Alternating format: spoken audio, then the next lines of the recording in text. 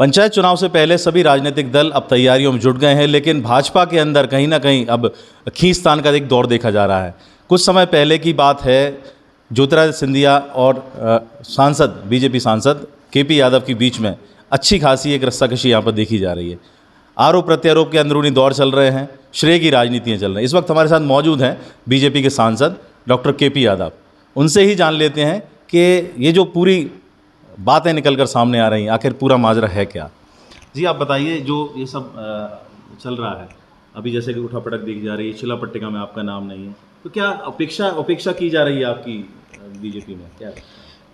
देखिए, भारतीय जनता पार्टी आज विश्व की सबसे बड़ी पार्टी है और भारतीय जनता पार्टी अपने एक एक कार्यकर्ता के मान सम्मान का पूरा ख्याल रखती है और भारतीय जनता पार्टी का एक एक कार्यकर्ता पूरी निष्ठा और ईमानदारी से राष्ट्र हित में, देश हित में और पार्टी के हित में निरंतर काम करता रहता है। तो ये भारतीय जनता पार्टी की तो कहीं से कहीं तक कोई बात ही नहीं है। भारतीय जनता पार्टी ने मुझे इतना कुछ दिया है, भारतीय जनता पार्टी के संगठन ने मुझे बहुत कुछ दिया है। मेरी आज जो भी पहचान है वो भारतीय जनता पार्टी की वजह से ही पहचान है, भारतीय जनता पार्टी के संगठन की वजह से मेरी पहचान है। मैं एक साधारण सा कार्यकर्ता हूँ, एक आम कार्यकर्ता हूँ। हाँ, भारतीय जनता पार्टी ने मुझे जो दायित्व दिया उस दायित्व का मैं ठीक से निर्वहन कर सकूं, ये हमेशा से ही प्रयास रहता है, मेरी कोशिश रहती है। भारतीय जनता पार्टी ने मुझे पहले विधानसभा चुनाव लड़ाया, उसके बाद मुझे लोकसभा चुनाव लड़ाया। लोकसभा चुनाव के बाद जो भी जिम्मेदारियां मुझे दी गई, मुझे जहां जहां का प्रभारी बना के भेजा, मैंने अपना वो दायित्व भी अच्छे से निभाया है।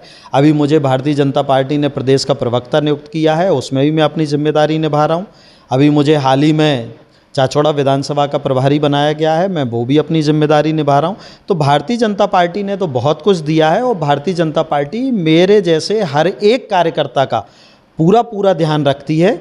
वो तो कुछ ना समझ लोग मान लें या कुछ मूर्ख लोग मान लें, जो भारतीय जनता पार्टी की खा रहे हैं, भारतीय जनता पार्टी ने जिन्हें बहुत कुछ दिया है, लेकिन उनकी हरकतों से ऐसा लगता है कि शायद उन्होंने भारतीय जनता पार्टी की ही सुपारी ले रखी है, या फिर जैसा कि आपने कहा कि मेरे और माननीय ज्योतिरादित्य सिंधिया हमारे केंद्रीय मंत्री हैं, उनके बीच में कुछ है, तो ऐसा कुछ भी नहीं है।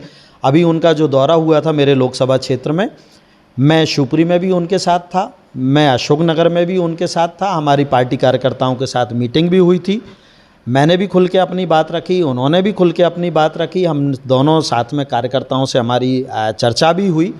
तो मुझे नहीं लगता उनकी तरफ से कुछ ऐसा है, लेकिन हाँ, उन व्यक्ति गलती इस तरह की कर रहा है तो उसे भूल चूक नहीं कह सकते। वो शायद जानबूझ के इस तरह की बात कर रहे हैं और इस तरह की बात करना मतलब यहाँ के कार्यकर्ताओं को कहीं ना कहीं निराश करना है। और मेरे पास भी कई कार्यकर्ताओं के फ़ोन आए, इसलिए मुझे आज कहना पड़ रहा है कि ये बहुत ही मूर्खतापूर्ण बात है।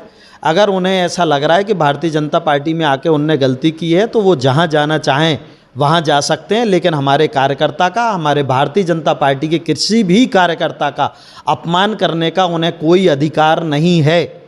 प्रोटोकॉल को लेकर भी यहाँ पर देखा गया था कि अभी आपका शिला पट्टिका में नाम नहीं था, लेकिन प्रोटोकॉल पे जब प्रश्न किया गया ज्योतिरादित्य सिंधिया जी से, तो उन्होंने स्पष्ट रूप से कहा कि प्रोटोकॉल का पालन होना चाहिए और सांसदों चाहे विधायक सभी को सम्मान बराबर देना चाहिए। देखिए, मैं वही कह रहा हूँ, वही हमारी पार्टी कहती है, वही हमारा शीर्ष नेतृत्व कहता है, वही हमारे केंद्रीय मंत्री ज्योतिरादित्य सिंधिया जी कहते हैं, वही हमारे यशस्वी मुख्यमंत्री शिवराज सिंह जी कहते हैं, वही हमारे प्रदेश अध्यक्ष BD शर्मा जी कहते हैं कि प्रोटोकॉल का पालन होना चाहिए। ये प्रजातंत्र है और प्रजातंत्र में जिसको भी जनता ने चुना है वही नेता है, वही सांसद है और प्रोटोकॉल का पालन होना चाहिए। और हमारे यशस्वी प्रधानमंत्री जी भी कई बार सदन में कह चुके हैं, हमारे गृह मंत्री अमित शाह जी ये कह चुके हैं कि अब रानी के पेट से राजा पैदा नहीं होगा, जनता के बीच में से राजा पैदा होगा।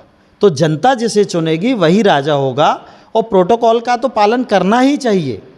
और इस तरह की हरकतें करके ये पार्टी को भी कहीं ना कहीं कटघरे में खड़ा कर देते हैं, पार्टी की छवि भी खराब कर रहे हैं। इसके साथ साथ ये जितना बड़ा अपने आप को माननीय ज्योतिरादित्य सिंधिया जी का हितैषी बताते हैं, तो कहीं ना कहीं हमारे केंद्रीय मंत्री श्री ज्योतिरादित्य सिंधिया जी की भी छवि को धूमिल करने का अगर कोई काम कर रहा है तो इस तरह के लोग ही कर रहे हैं, माननीय संजू सिसोदिया जैसे लोग कर रहे हैं। क्योंकि मैंने कभी नहीं सुना है कि ज्योतिरादित्य सिंधिया जी ने किसी से भी कहा हो कि आप प्रोटोकॉल का पालन ना करें या माननीय सांसद जी को आप सम्मान ना दें, पर इस तरह के कुछ लोग ये कर रहे हैं। तो मुझे लगता है कहीं ना कहीं इसमें कोई साजिश है और मुझे ऐसा लगता है ये पार्टी की भी छवि को धूमिल कर रहे हैं, माननीय ज्योतिरादित्य सिंधिया जी की भी छवि को धूमिल कर रहे हैं, क्योंकि हमारी पार्टी में ऐसा नहीं होता है। हमारी पार्टी में एक एक कार्यकर्ता को मान सम्मान मिलता है, पार्टी एक एक कार्यकर्ता का ध्यान रखती है। और मैं आज जो भी हूँ पार्टी की बदौलत हूँ, और उन्हें भी यह नहीं भूलना चाहिए कि वो भी जो भी आज जो कुछ भी हैं पार्टी की ही बदौलत हैं। यहाँ जो है संगठन सर्वोपरि होता है, हम सब पार्टी की वजह से हैं, संगठन की वजह से हैं, हमारी वजह से पार्टी नहीं है। ये गलती वो ना करें। ये कांग्रेस में होता था, वहाँ व्यक्ति विशेष होता था जो पार्टी चलाता है।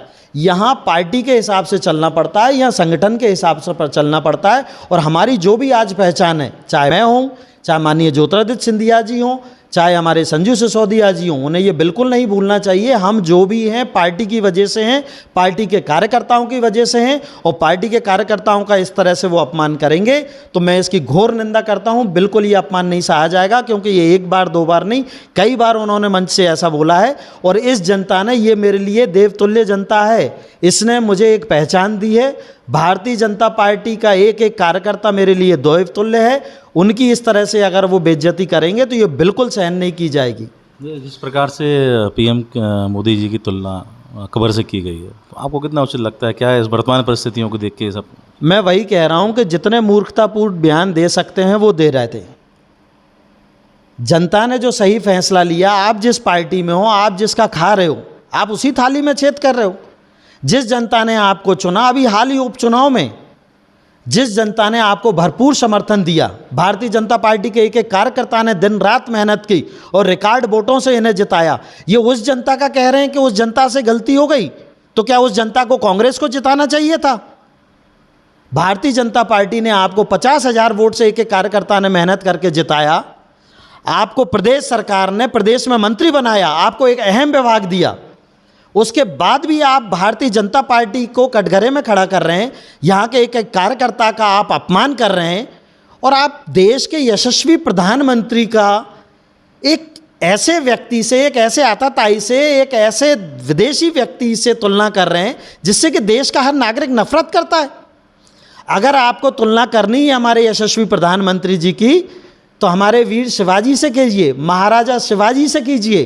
कई ऐसे भारत देश के वीर सपूत हुए हैं जिनसे आप तुलना कर सकते हो।